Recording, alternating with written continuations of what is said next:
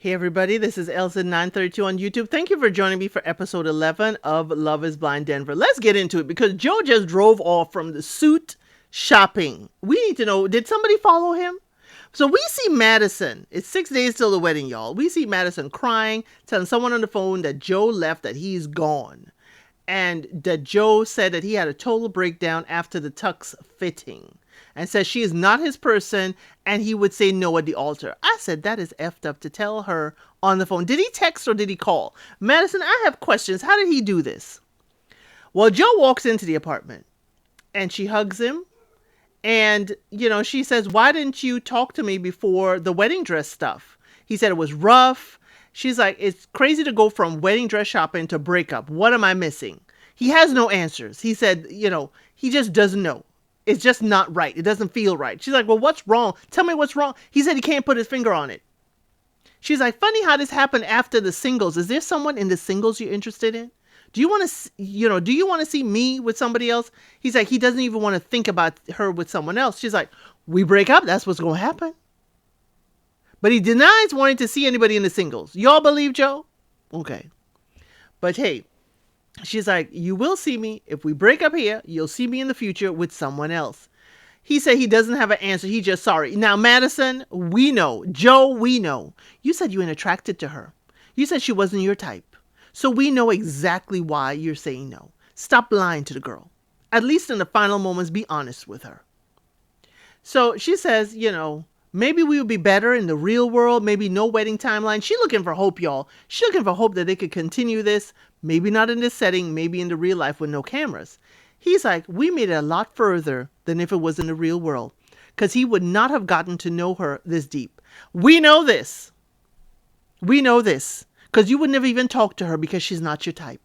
You told the production that's not the type of girl you would go for. That she's a little, a little bit more or a little bit heavier than the girls are used to. Then he says, let's not drag it on. He sounds like he wanted to escape. He wants to escape the cameras and everything and the accountability. He does say he cares. And she's like, hey, if you cared, you would hug me. He's like, I can't hug you. The minute he did not hug her, I knew he shut down. He just touched her hand. He says, I can't hug you. Not that he did hug her. Okay, Joe. Then he tells production outside, I feel relieved. This would have been miserable. She is not who he could spend the rest of his life with. I said, Joe, you need to pack up and go. Though that happens outside, so we know he left. So they're kind of rewinded. They don't tell us that, but we could clearly see she thanks him on his way out the door, thanks him in the end for being with her through the experiment and being through this experience. I said, Madison, I'm sure you're regretting that now. Or maybe not. Maybe you're a better person than me. But I would have been kicking myself right now, seeing that he went outside, said, oh, I'm so relieved. I would have been miserable. I'm not feeling sorry for you, Joe. Not at all. The song they play is Run Away If You Can't Speak. KB and Edmund, they go on a snowmobile ride, and she's driving, and they are going up the mountain. He marvels at how quiet and that there's nothing around for miles. No animals, no people. She goes to the little cabin that's there and makes some hot chocolate. And, she's stepping down. He doesn't help her, but she's like, thank you for helping me down. I said, oh, Lord, she mad again. She mad again. She says he was very dismissive in the car, and he's not the same person on camera as he is off camera. And she is tired, and he makes it so hard. What does it take for him to just grow up? I said, Now you're realizing he has childlike qualities and he ain't grown up? Now you're seeing it, KB. We done seen it in this edited show, but now you seeing it. She says she can't get over something he does if he acknowledges what he did and takes accountability. But he said, I don't think I did anything wrong. And he's just here to enjoy the moment. What she thinks he did wrong, y'all, production said it's going to be another cowboy night theme for the Bachelor and Bachelorette night. He said he ain't doing it. He didn't want to do that no more. He didn't want to participate in that. And I guess she's trying to tell him, we got to do it. She's like, you didn't talk to me getting out the car. I'm like, why did he need to talk to you? Is production telling him what it's going to be? And anyway, but I understand. Maybe you want him to talk to you about his decision. But he says that, if she really felt a way, she wouldn't be here. So he knows she still cares. KB says yes, because she's been swallowing and holding stuff in. And it's been a lot of stuff. a lot of stuff. And, he's not fighting the same way, fighting for them. And I'm like, okay, so now it's kind of, exploding. You've been holding it all in, KB. Now here comes the combustion. He said he won't apologize because he felt he did nothing wrong. I said, oh, this is Edmund. This is grown. You said, when would he grow up? This is grown Edmund talking now. He's like, I ain't apologizing because I ain't do nothing wrong. Now they argue back and forth, cutting off each other. And then KB calls Edmund a biatch. What in the world? She says, stop talking to me, B, because you ain't letting me talk. His degree should be in ticking off because that's what he does real well. I said, wow, KB. Now, y'all, I have been on other platforms talking about Love is Blind. And everybody's talking about, oh, KB gonna say no to Edmund. And what he gonna say then? And I'm like, wild could be, they could be married right now. That could be wild. But you know what will blow my mind? Yo, what if KB is a yes and Edmund is a no? Deja vu from Clay and AD. That will totally put y'all back on your heels. And this right here, this argument right here, calling him a B, I could see him saying no. I could see it. When you call your man, you are emasculating him. When you call anyone a B, you're talking down to them. That's not how you talk to someone you care about and claim to love and want to build a life with. Because what else is going to come out your mouth? What else are you going to say to them that's going to tear them down when you are angry and you feel hurt and you feel misunderstood? I'm not going to give her any excuses for this. None at all. You do not do this. Because if Edmund turned around, because she's always the one, da-da-da-da-da-da-da-da. And if Edmund turned around and told KB exactly what she said, stop talking to me, B, because you're not letting me talk. What would we be doing to Edmund right now? We will be dragging that man. We will be like Queen Latifah. Who you calling a B? It ain't going to be no UNITY. Or the only UNITY we're going to have is being all up in his business for talking to her like that. So y'all, while y'all carrying on and all this stuff, I hope y'all are putting her on blast for doing that. The song they play for them is I Can Be Your Villain. Allie and Anton, Allie's mom comes and they have a little talk. The sister is not supportive of Allie's wedding, and that's really, really hurting her. Anton arrives and mom talks about choosing your person every day. Choosing not to go out to the bar, not to leave the other person at home. Sounds like Allie been telling her mama some stuff. But then mama turns it around and says, yeah, and choosing to actually do your chores and your housework. Allie's like, hold up on them washing dishes, mom. And I'm like, now you don't want to hear what mama has to say. Mama is kind of even, but mama accepts Anton into the family if this is what they do. Jordan and Megan, they go for traditional cowboy hats. He says he wants to see his hat under fire. It was cool, y'all. And I will have a short on that later on this week. So she talks to numerology and house numbers mean something. Y'all, I've never added up the number of my house to figure out what she's talking about. I ain't but moved around but maybe 3 places in my lifetime or 4. So I didn't understand Megan's numerology, but if you do, please put it in the chat. We would love to understand that. But he is tuned out. I would be too. I would be too. She's worried about his suit color, the burgundy.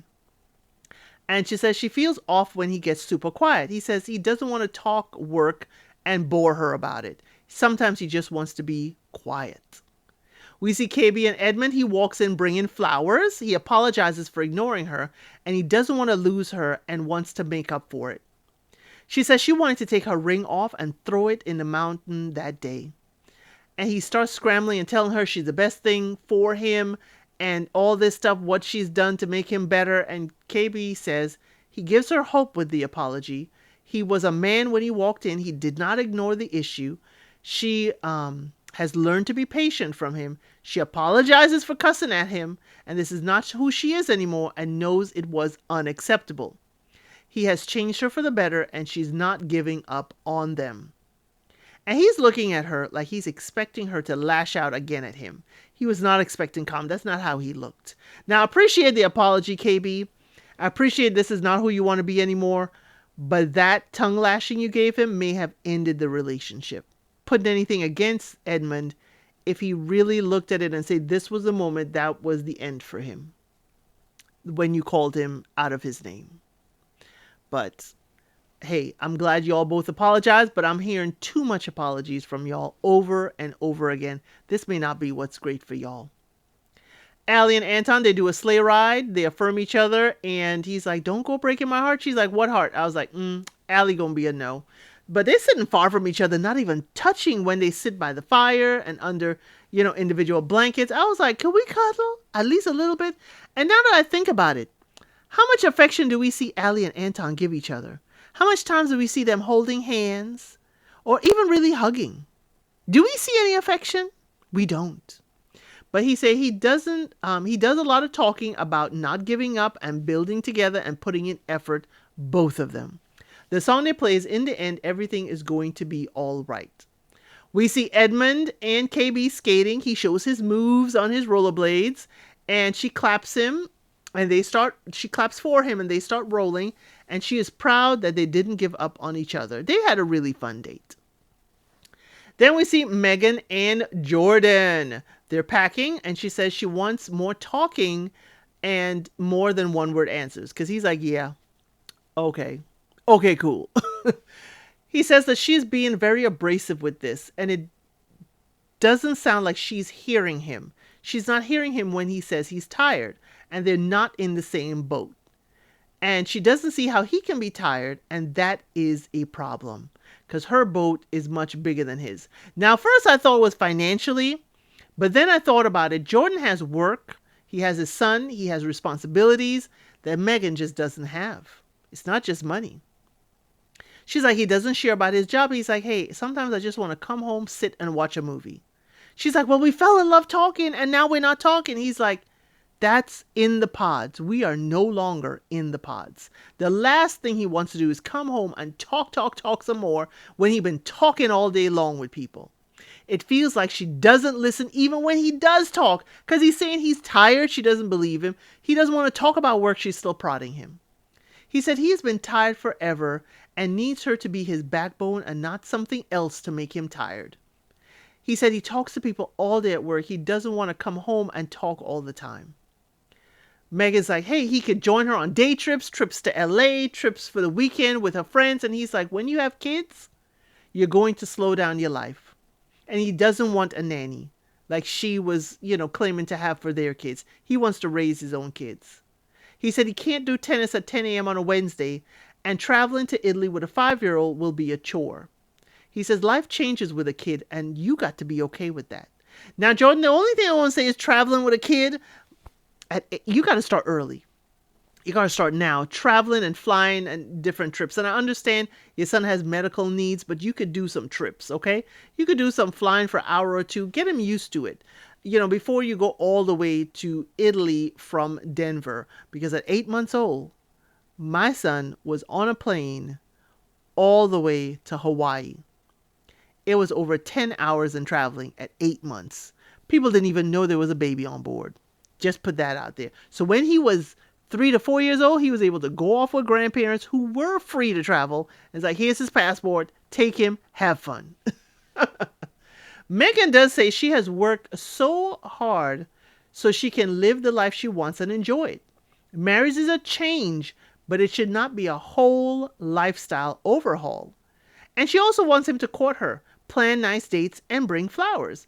Now, Megan, I can understand you, but it is a life overhaul. You can't leave everything to the nanny. You can't just have the kid and pass it over to the nanny. Sometimes Jordan may have to go to the school because his son needs to be picked up. Maybe, emergencies happen in the daytime. You can't just leave everything to a nanny. Jordan says she didn't fall in love with his hobbies. He can do anything she wants and have fun, but he doesn't have the time. He doesn't want her to step down in social class to be with him. All the rich men didn't work out with them, and that's why she chose him. And I understand both of them. She's like, I work hard so I can have fun and go and do what I want when I want. And he's like, I can't. I have the responsibilities of a child and a job that I still have to work. So again, if you're stepping down in social class, some things I just can't join you on. And you got to understand. Some things I can't do because I'm a parent. And you got to understand. So the song they play is Was It In My Head? And that is the end of episode 11. Thank you so much for joining me, and I can't wait for the weddings. Let's see who makes it down the aisle, because at this rate, we already lost 2 couples. Let's see if anyone else just pops off, leaves, drives off, or if the rest of them actually make it down the aisle. Thank you, and I'll see you on the next one. Thank you for watching. Please like, share, and subscribe to the channel.